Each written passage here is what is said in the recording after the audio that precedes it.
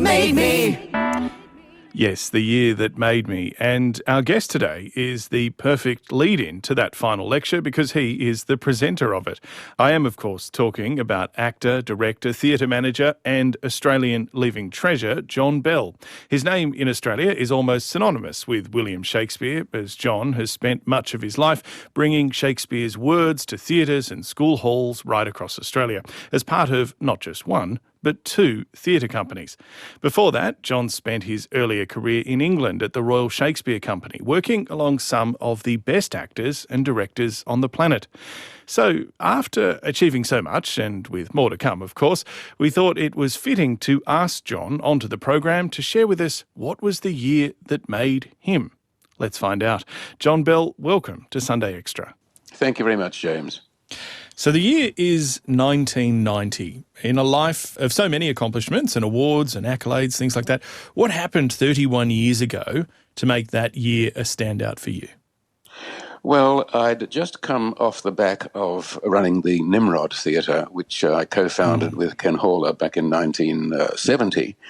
And having run that for 14 years, I was a bit run into the ground. I thought I need a break from this. And so I took a couple of years out freelancing. And I had no idea of starting another theatre company until an old friend from university days, the late Tony Gilbert, approached me and said he had some money put aside he'd like to see used to promote Shakespeare because not much was being done at the time. Right. So did he think he should found a scholarship or a foundation of some sort? And I said, no, what you should do is start a theatre company. And he said, okay, well, there you are. Off you go. So it wasn't enough money to actually start a theatre company, but it was enough for me to go to the Australian Elizabethan Theatre Trust and say, look, here's some seeding money. Will you give me a bit of help in getting this company off the ground?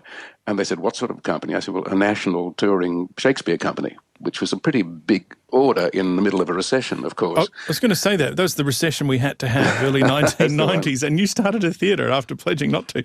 You didn't have a building, am I right in saying that? You didn't have a set. How did you get around those sort of, I would say, fairly major obstacles? Well, we took about 6 months to raise around about $750,000 just from lunches and knocking on boardroom doors and so on to get the company off the ground. But I decided rather than hire a conventional theatre, we'd try a circus tent just as an experiment, as a way of being a bit different. So we borrowed or hired the tent from Circus Oz, and we had our first season at the Sydney Showground. And then we took it to Canberra. But the only place we could pitch our tent in Canberra was in the middle of the aquarium, of all places. So audiences had the novel experience of riding in a little toy train through fish tanks to get to see Hamlet. The only one of its kind in the world, I imagine. I imagine that is a unique experience. Yeah, but then after Canberra, we thought the tent was proving too problematical. The sight lines weren't good enough, the sound wasn't good enough, and so we decided rather reluctantly that we'd go into more conventional theatre spaces. As an actor, is it kind of an intuitive thing to begin your own theatre company? Because I can think of a lot of people in my industry who are wonderful journalists who are pretty useless outside of work and have no real managerial capability or business acumen to draw on. Were there other skills that you had to learn, or did you kind of already have them innately there, knowing what would work? No, I didn't, James. I was no good as reading a balance sheet or any of that sort of stuff. So all I could do was gather around me the people who I thought had expertise in every area that I lacked and take advice from them. Fortunately, the Elizabethan Theatre Trust was very supportive, but then they went bust after our first year and went into receivership. So we were out on our own after that. But I got a good board around me, some very influential people with business acumen, and Tony Gilbert himself was a great philanthropist and kept the company afloat for about the first 5 to 7 years because we had no government funding and no corporate sponsorship. It was just donations and ticket sales. So it was pretty ragged for the first 5 years, I would say. We were wondering every week, can we keep going? Can we pay the wages next week? I was going through some of your lectures and some of your work last night, and I was interested about what you think Shakespeare taught you and the characters taught you. Was there a character that helped you the most when you were setting up your business? Was there someone you drew on more than others? Well, yes, I would say Henry V is Shakespeare's closest to an ideal leader. I mean, he has his faults. He is, after all, a warmonger and an aggressor. So, but putting that to one side, many other good chaps have been there as well. I think what I learned from him was sort of an affability and sense of being leading from the front, but being one of the team, listening to advice, playing low status, listening to everybody, listening to what people were saying and taking note of it, and spreading a sort of a cheerful optimism, even in the teeth of disaster. So that was some of the chief qualities I got from him. From others, I learned what not to do, from Julius Caesar with his arrogance and aloofness, Cassius with his rashness, Hamlet with his procrastination. You get lots of lessons in what not to do as a leader as well from Shakespeare. You stepped down from the Bell Shakespeare Company in 2015 after 25 years. Is there one thing that you would say you were most proud of during that tenure? Well, I think the fact that we gave employment to so many hundreds of actors, directors, designers, musicians, etc. was a big thing within the industry. We need more companies to spread the joy, because companies don't employ all that many actors after all. They often have very big staffs, but very few people on stage. So I'm glad that we get that opportunity and to start to so many careers. There are a lot of people now in the business who've started with Bell Shakespeare. And also a lot of kids I've met in the years subsequent have gone into the business, gone into theatre because they saw Bell Shakespeare when they were at school and got inspired by it. So you never know how much good you're doing until, someone tells you years and years later. That's a nice segue into my next question, because I did want to get your view on what you think the COVID-19 pandemic has done to the arts. And I imagine it's something you probably have thought about a bit, because many sectors affected by the pandemic. But is this the worst crisis you've seen in the arts sector in your time? Oh, absolutely. Devastating. Not only all the theatres closing down for so long and all those people out of work, but many couldn't get relief either.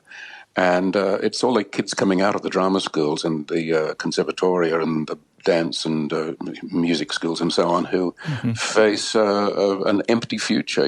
Things are starting to crank up again now, of course, but to come out of school after 3 or 4 years intense training and then find there is no industry to go into, devastating, I think. So it's going to take a while to build it all back. And people just have to have the confidence and the passion to continue in a business that's always been shaky and with high unemployment.